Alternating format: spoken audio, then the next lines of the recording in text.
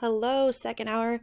I'm recording this on your OneNote, so if you need to see any of the things that I'm writing down, it's going to be on the actual OneNote itself. And a lot of what I'm writing down can also be seen on the very front page of your mutation activity.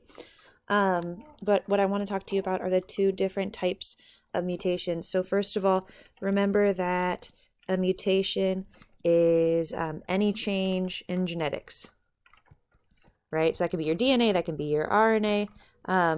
To keep it simple, we're only going to talk about it happening in your DNA and then how that can jack things up when it comes to protein synthesis.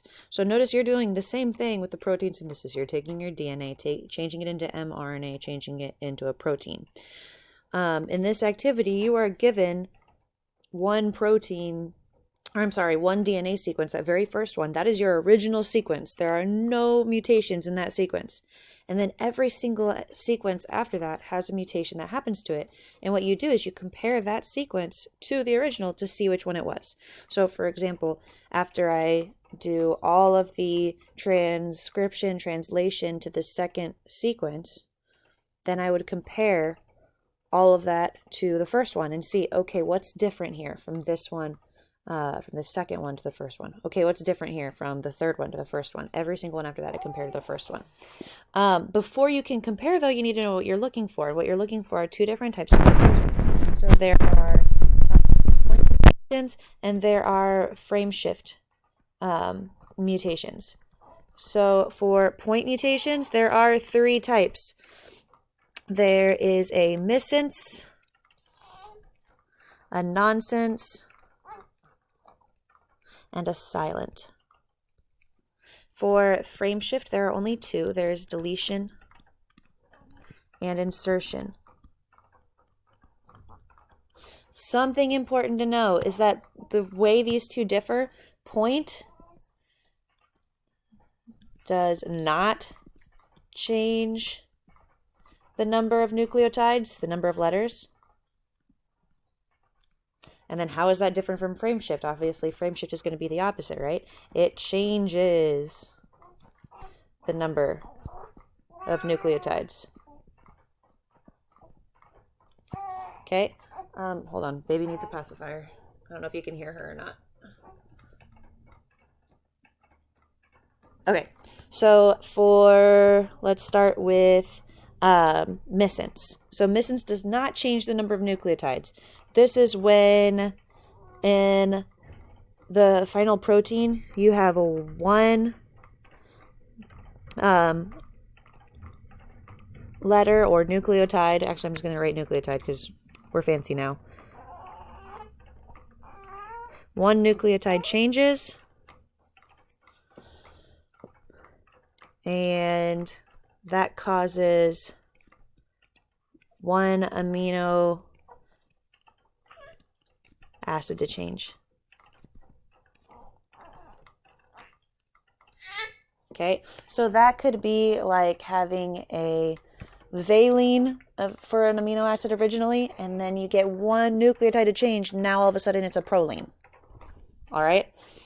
What this is going to look like on your paper, this is going to be like if everything is the same except for one shape when you're comparing the protein to that first one. If everything is the same except for one shape, that's a missense, and that's caused by one nucleotide changing.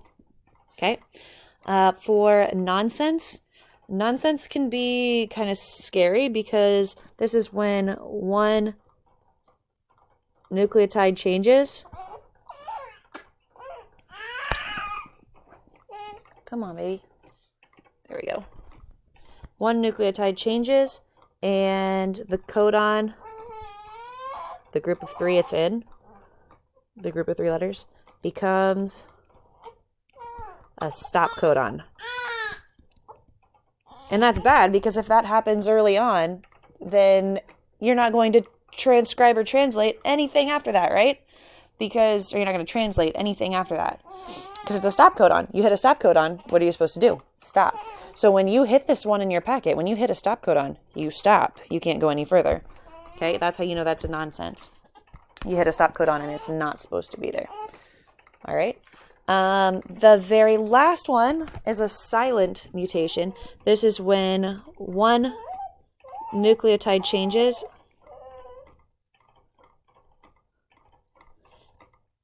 and it has no effect on the final protein.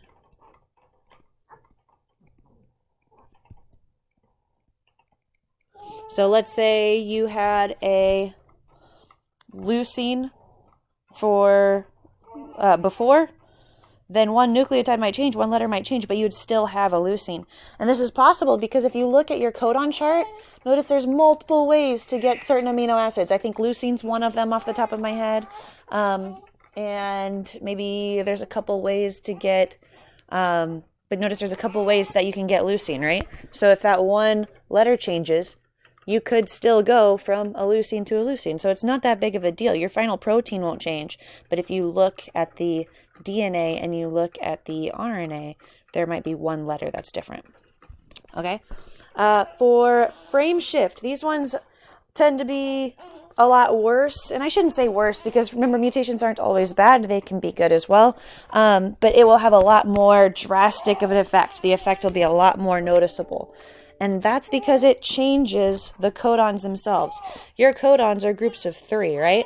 So if you delete one or insert one, you're changing the order of that group of 3. And here's what I mean by that. So if we have this sequence here, and we split it up into codons. Whoa, I'm putting T's and U's in the same one. That is bad, Mrs. B. Don't do that. Let's keep it at RNA. Let's say I have these codons, okay? If I delete one, that changes where my codons are, right? Now my codons are going to be here and here. It shifts over when you delete one. Or, let's say I insert one.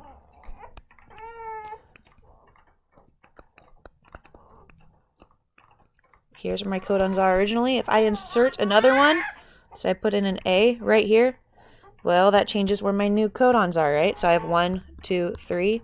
There's an A here now, so that'd be 1, 2, 3, 1, 2, 3, and my entire protein would change. So that's why it's called a frame shift, because these lines where your codons are literally shift over. They don't have to do that in a point mutation because you're not taking away or adding any.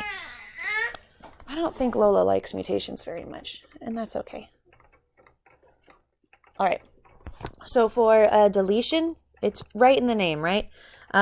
It removes or deletes one nucleotide. And insertion adds one nucleotide. Okay? So it could be, once again, if you need an example, you could go from this to this. Notice it's shorter. I have 6 nucleotides here. I only have 5 here. For insertion, I could go from this. Girlfriend needs a nap, I think. I don't know if you guys can hear her crying or not, but she's fine. She just needs a nap. To A, U. Notice that there are less nucleotides here and more here because one was inserted. I now have an extra C. And if you want to see how the frames shift, you just put in your lines that separate the codons. So 1, 2, 3, line. There's one. So 1, 2, 3, line. Here's one codon. 1, 2, 3. Here's the second codon. Now, here's one codon. I don't even have a codon over here anymore. That one can't even be translated. Let's look at insertion. 1, 2, 3. There's a codon. 1, 2, 3. A second codon. Now it would go 1, 2, 3, codon. 1, 2, 3, codon. Hopefully that clears it up a little bit. If not, let me know. You can always ask me questions on Remind or ask Miss Knoll too as well. Thank you. Miss you guys.